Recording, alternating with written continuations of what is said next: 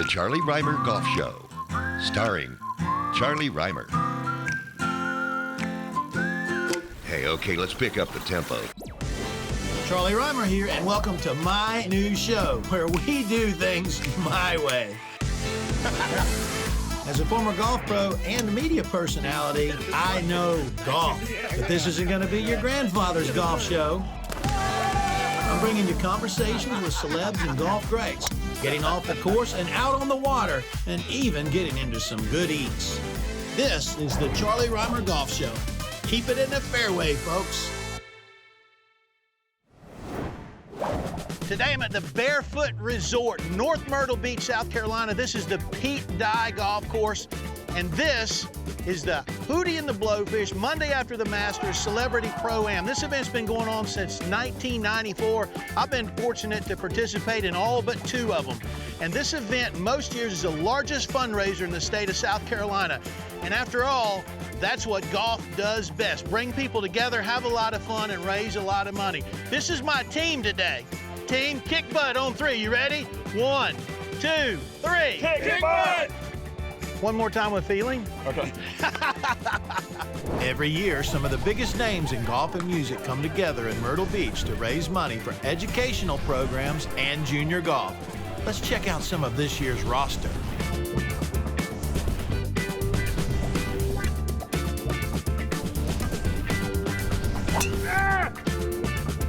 Oh, that's gonna be perfect there.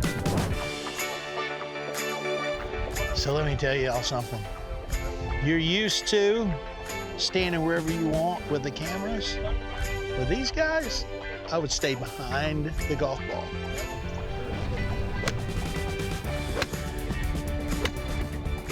Hey, boy.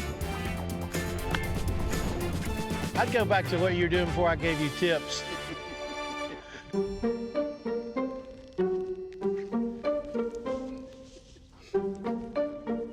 Dude, you got zippers on the bottom of your pants. Get up! What? How you gonna get up? What is this? I mean, are these like elf pants? What? Yeah, I got it from Santa Claus. You ought to at least wear an elf hat. I'd like to tackle you right now.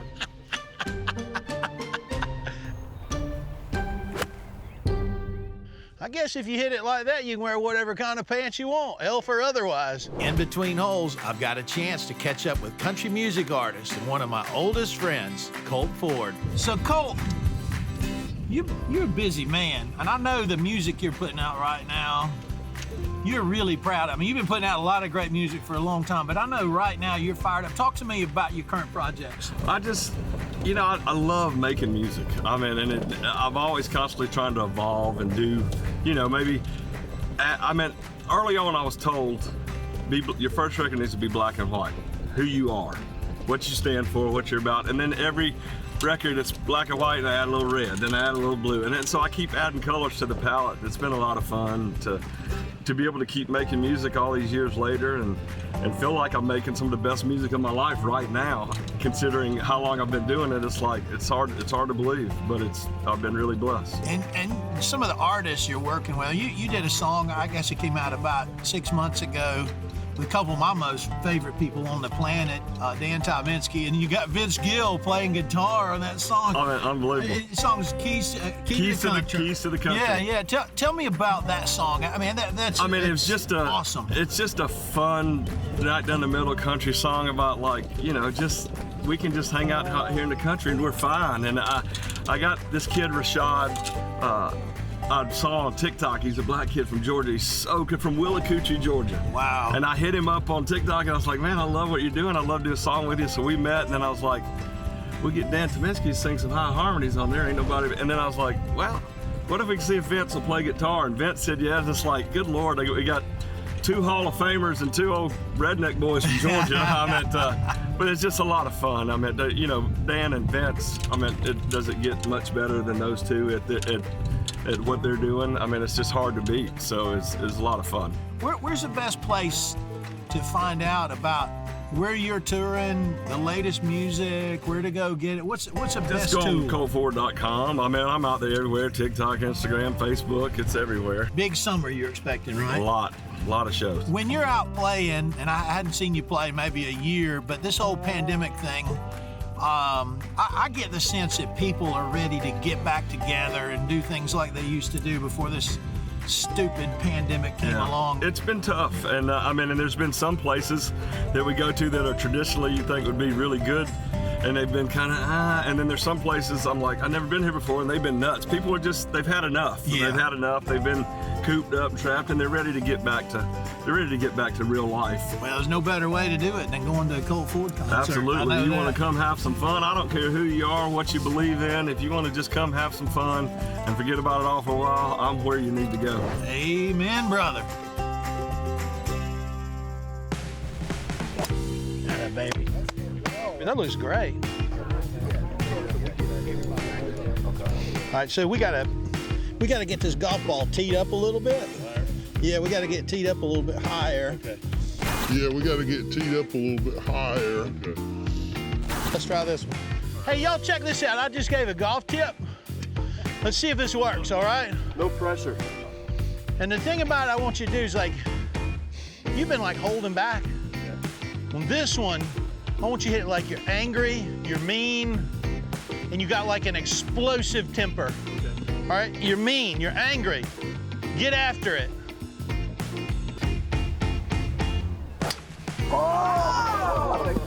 I fixed him. We had to have that explosive temper.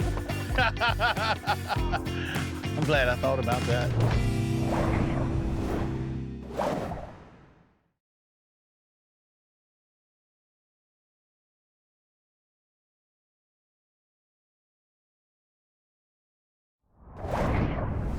You remember the first time that we played golf together? Oh, Lord. How old are we? 12, 13 years old? 14 years old, probably. We were a lot sexier then than we are now. I don't know. I'm still pretty sexy. I'll be honest with you. Isn't it like the game of golf? The doors that it's opened for a couple guys like me and you, the people that we've met, the relationships that we have, and we would have never gotten any of these relationships that we have because we'd have never met the folks outside of golf. Isn't it amazing? It's such a great game that transcends so much. You know, I mean, there's just it offers so many opportunities. Like you said, you and I met so many of the people that you and I know because we've known each other so long that are dual friends of ours. Like, we would have never met them without golf. Right. And they've been good to us. They helped us outside the game of golf. Right. Not just that, but just the relationships. And you and I are similar in that way. I mean, we're relationship people. We like to we want to be friends with the guys, and that's, to me, that's what it's all about. Money, none of that ain't gonna be able. You can't take that with you. Right. You can take these relationships and times you spend with somebody. That's what makes the difference. And the thing that's so cool about musicians and athletes, or somebody that does what I do, a broadcaster, you guys are on the road a lot, and you're working at night. So during the day, you like to come out and play golf. And when the golfers are there, we work during the day, and at night we like to come to the concert. So automatically, it's going to work. Yeah. It's fun, and it's weird for me because I've done both.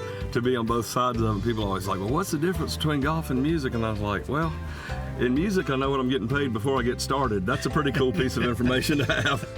That's a pretty nice thing to have. Yeah. Well, I remember one time I was talking to Vince Gill, and I'm like, Vince, how do you get up on a stage and play the guitar, sing the way you do, and create songs? I'm like, it's like I have an aptitude of like 0 on a scale of 0 to 10. I'm a 0, and I have so much appreciation for it, and I have no idea how you do it. And he's like, how do you hit a 1-iron on live TV with people standing around? Exactly. So it sort of is some mutual. No, it is. I mean, appreciation. It is, yeah. Somebody's going to see what you shot, and it's fun. I don't remember you hitting many 1-irons. I mean, you were like a 7. I could play a 1. No, I was a 1-iron guy. Now let's get back to some golf.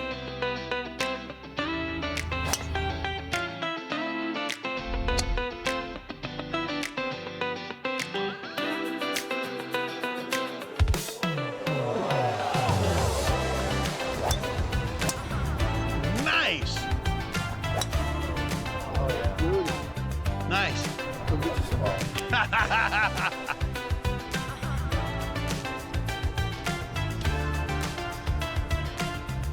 Ladies and gentlemen, Sean the Beast Pfister, 3-time world long drive champion. Hit a good one, Beast. I'll give you a bite of my hot dog. All right, show's over. You know, I've gotten to where, at this point in life, I'm a lot better at what than I am with golf. Thanks to the commitment of Hootie and the Blowfish, the Monday after the Masters Pro-Am has generated millions of dollars for children's educational programs and South Carolina junior golf. Darius, Dean, Mark, and Sony remain true to their philanthropic roots in hosting this one-of-a-kind event. The Beast! Even my pal, LPGA legend Nancy Lopez, is in town to make some memories.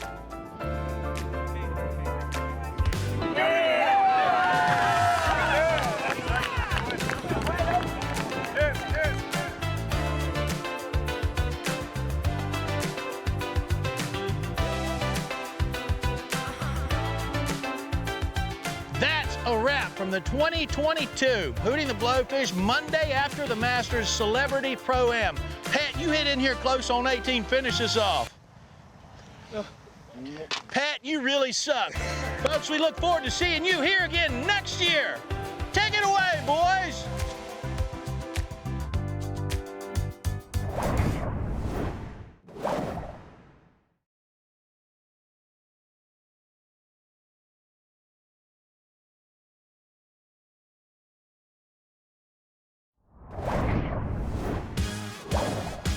Hi, and welcome into the Charlie Rymer Golf Show from Myrtle Beach, South Carolina, the golf capital of the world. We try to talk all things golf. We have Dr. Kevin Elko, sports psychologist, and I got to tell you, I know a lot of folks hear sports shrink and they start thinking, yeah, that's a bunch of garbage. I can tell you, a lot of times the sports psychologist is the last person that gets called, but with me, it's the first person that gets called. You're the secret sauce. Your field, what you've been able to accomplish, I don't think gets enough respect in the world of sports. And just to get started, Doc, how many national championship rings do you have? You got to come clean with that. I do have a few rings. I'm not going to come clean. Because when they can tackle and block well, I get myself a ring. I got a bunch of them. Coach Saban takes care of me. I love working with him. I've been down there with Tide Country for a long time. And one of the things, and I'm very guilty of this from the few years that I played professional golf, people might ask me if you could go back in time, what would you do differently? And I think a lot of times they're wanting to get, I'm a big guy. They might want me to say, well, I need to lose a little weight or work out. I would tell people, I need to think better. If you're not on the right mental plane, you can't get anything done in sports. attitude is a skill. Now, we don't understand that. We think it's just a switch, and once I switch it, I have it. And so let's relate to golf. Golf's a skill. What does that mean? Well, I get a vision in my head, how I want to do it. Then after I get a vision, I do it over and over and over till I get muscle memory, and then I go and perform it. The mistake we're making, Charlie, is we just think attitude's a switch. I decide I have a good attitude, I have a good attitude. No, you have to do the same step-by-step process. Here's what a good attitude is. Here's the way I need to practice talking to myself. Then I go do it over and over till I wire my brain with it. And once you understand that, it makes all the difference in the world.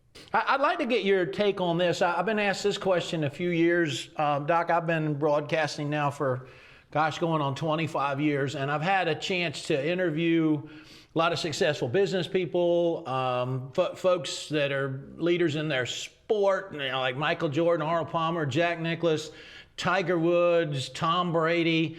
And I always have been very interested in finding like common factors that highly successful athletes and business people have in common.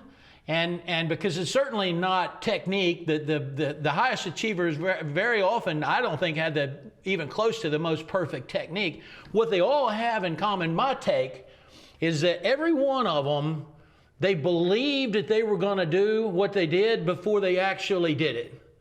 And I don't know if it's something that they learned or something that they were born with, but I'd love to get your take on that. The great ones have a standard. Saban has a standard. You don't go below it. This is the standard. We set it. It's clear. It's how we do it. We've got a standard. And, you know, we're playing Notre Dame a few years ago. We're winning by 28 points. Someone jumps off sides 2 minutes ago. Saban like to lose his mind. Going and losing his mind, kicking stuff, throwing stuff. And what's wrong with you? He said, I don't worry about the score. We have a standard. We do it right every time. It's a standard. So they set a standard. It's clear on who they are and what they are. And they don't come below it. Here is the challenge. There's a guy that wrote a book. His name's Jim Collins. He wrote this book called Good to Great. He said the enemy of great is good. Now, he's from Stanford. They're known for Nobel Prizes. I'm from West Virginia. We're known for moonshine. He's smarter than me, but I disagree. The enemy of great is realistic. You need an unrealistic faith. And so you got to get a little bit unrealistic in your life. And the great ones, they're not overachievers. They're over-believers. Preach it. And I love hearing that. Now, why you get me all fired up in here? So after they get fired up, they practice. They just don't do it. They see it, and then they get a deliberate practice to become it. We're not wired for positive. We're not even wired for happy. We're wired to just be safe. That's why our minds are always looking for bad, because your brain is a lot like your heart. It's like your skin. It just wants to protect you.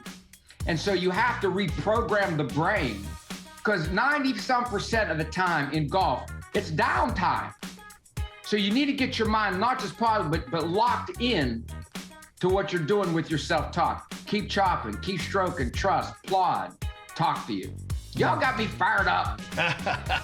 Dr. Kevin Elko, thank you so much for your time, your inspiration. We appreciate it and the important work that you're doing. Thank you, Charlie. You keep on going out and blessing people. You got a calling. You keep on doing what you're doing, buddy. Appreciate it, Doc. Thank you so much. If you want to see my entire interview with Dr. Kevin Elko, you can check that out over at playgolfmyrtlebeach.com.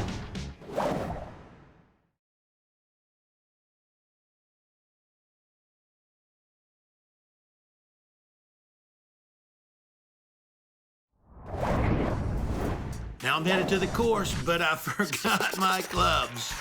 I guess I'll just have to make friends, and I think I know how to do that.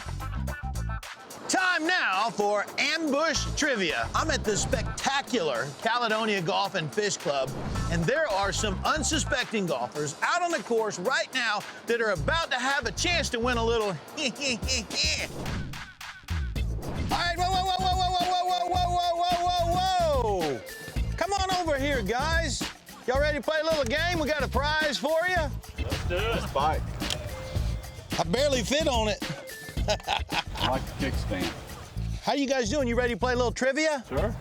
All right, well, let's get lined up right over here. How are you? I'm Charlie. How are you, Charlie? I'm Mike. Hey, Mike. Saxon. Nice to see you, Saxon. Todd. Mike. How are you? Georgia Tech man? Hell with Georgia. Hell with Georgia. This guy right here needs to run the trivia game for you, because all us Georgia Tech folks are really smart, right? Yeah. You don't know Todd. So I got a prize for you. I got 5 questions. You get 4 of them right, you get the prize. Okay. All right. Okay, so this has to do with memorable moments in golf. Back in 2012 at the PGA Championship that was played right here in the state of South Carolina, one guy won by 8 strokes. Who was that guy, the PGA champion? 2012, won by 8. I got it if y'all. You got it? You got it. Go ahead. McElroy. McElroy, you're 1 for 1. You are 1 for 1. Okay, we're staying with the PGA Championship. This was in 2005 at Baltusrol. Phil Mickelson, 18th hole on Sunday. He was about to hit his second shot. Before he hit the second shot, he took out his fairway medal, went over and tapped on a plaque before he ended up winning the golf tournament there at 18. Who was that plaque dedicated to in the fairway at 18 at Baltusrol on the lower course? I think I got it. 2005. You know it? He's pretty good. You know, if you get a plaque, you're pretty good, right? Yeah. Yeah. Y'all want me to go? Go for it. Jack Nicklaus. Jack Nicklaus, boom, you're 2 for 2. Cut Smith. Okay. He's 2. War Eagle, Charlie. Yeah, I thought it was War Damn Eagle. Yeah, there you go. Okay, this is my buddy, 1991 PGA Championship. He was the 9th alternate, and he ended up winning. Who was that player? JD. Yeah. You got it, Mr. John Daly. Absolutely. Okay, after not winning a tournament since 2013, what player won his 80th PGA Tour event at the 2018 Tour Championship. I'm betting you were watching this one. Oh, yeah. Yeah, we're from Atlanta. Tiger Woods. There you go. Nobody thought he would do it again. Okay. You got 4 for 4. Your winner. Let's see how you do on a bonus question, just for fun, right? I mean, it's, you know, just for fun. Your match is over. You want to go ahead and play 18 anyway. Okay. During the first day of the 2010 Open, we used to call it the British Open. Now it's just an Open. Rory McIlroy, sorry, Rory. Close enough. Tied the course record with a 63. How many strokes under par was that 63? 2010. I believe that was Old Course. Ah. All right. All right. I'm willing to go for it. Do it. 9 under. 9 under. That's a tricky question because most of these majors is par 70 or 71. I played there last year. Yeah, so you sort of cheated. No. Yeah. Okay, that was it. I was actually lying about playing on that. Oh, I understand. So we got a gift card here at Caledonia. I'm gonna give it to the tech man. Nice. When y'all finish up today, if you're a little thirsty, that'll help you out. Awesome. All right. Guys, thank you for playing. Appreciate it. Always All nice to right. meet you. Y'all have a Really great good to day. see you. All right. All right, thanks. Hey, we hate Georgia too, so you know. Well, we got that in common. All right, see y'all guys. Take care.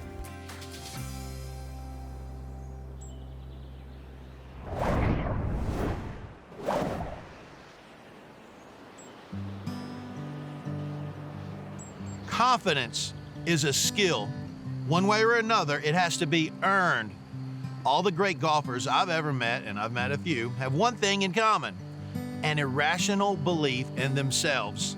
And that belief happened before the success. The greats never beat themselves up.